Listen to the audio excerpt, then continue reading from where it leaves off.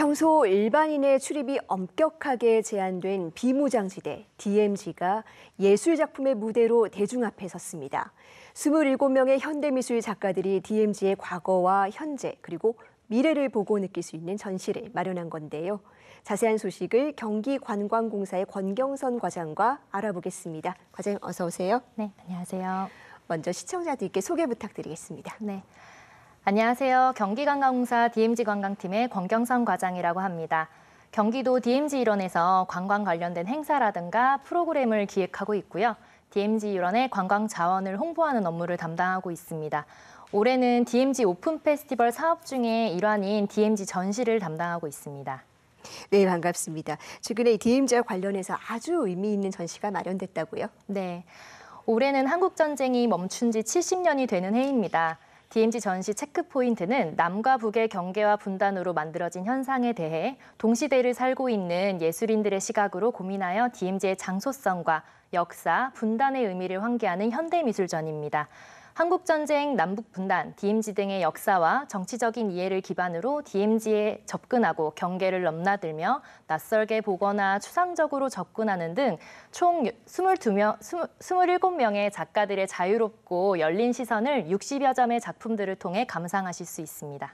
네, 이번 전시가 또 인상 깊은 점은 이 DMZ 접경 지역의 여러 장소를 전시 공간으로 활용한다는 점입니다. 어떤 곳들입니까? 네. DMZ 전시 체크포인트는 8월 31일부터 9월 23일까지 경기도 파주의 민간인 통제구역인 도라 전망대와 미군 기지였던 캠프 그리브스, 그리고 전쟁 중 북에서 내려온 실향민들의 고향을 그리워하며 방문했던 임진각에 있는 평화누리에서 열립니다. 이어서 10월 6일부터 11월 5일까지는 연천의 민간인 통제구역 마을 안에 있는 전시 공간인 영강 갤러리와 생태공원, 그리고 일제강점기에 북으로 향하던 강리역인 신망리역, 대광리역, 신탄리역에서 전시가 진행됩니다. 이번 전시 장소들은 남북분단 이전에 북으로 향하던 역, 그리고 북을 볼 수 있는 전망대, 그리고 한국전쟁 이후 미군이 주둔했던 캠프, 민간인 통제구역 안의 마을 입구 등 70년간의 남북분단으로 인해 만들어지거나 남겨진 장소들인데요. 주변의 관광지와도 연계성이 뛰어나기 때문에 그 전시 관람의 단일 목적으로 방문하기보다는 당일이라든가 1박 2일 코스로 계획하시어 방문하시는 것을 추천드립니다. 네, 방문객들이 이번 전시를 통해서 장소의 의미도 다시 한번 생각해 볼 수 있을 것 같은데요. 그런데 이게 전시 제목인 체크포인트와도 관련이 있습니까? 네. 체크포인트는 검문소라는 뜻으로 점검과 검문을 위한 시설을 의미하며 접경 지역의 보안을 위해 통과하는 이들의 인적 사항이나 방문 목적을 확인하는 절차적인 장소인데요.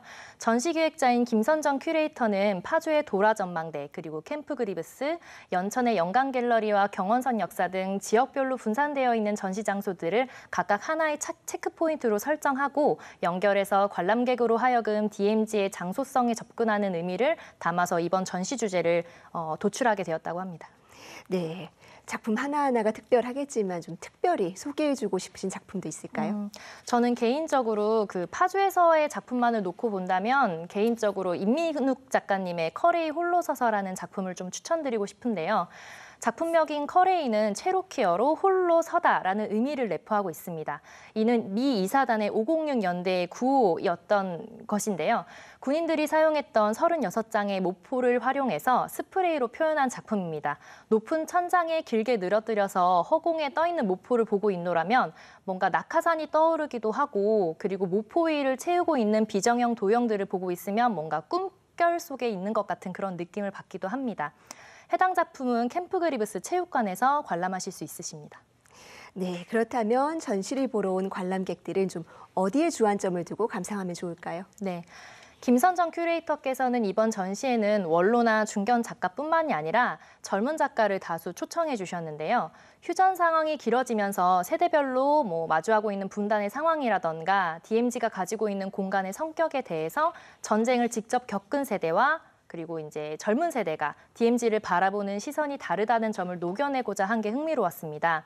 각기 다른 시선으로 본 DMZ를 눈여겨보신다면 전시를 더욱더 재밌게 즐기실 수 있을 것 같아요.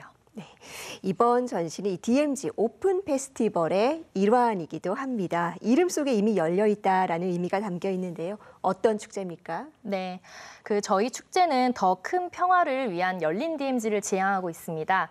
평화는 흔히 전쟁의 위협으로부터의 안전 또는 긴장 완화라는 의미로 쓰이고 있는데요. 하지만 더 큰 의미로 본다면 세대 간의 화합, 환경과 생태, 그리고 지속 가능성, 기후변화와 인구위기 등 인류 공동의 미래를 위한 다양한 주제를 포괄하고 있습니다.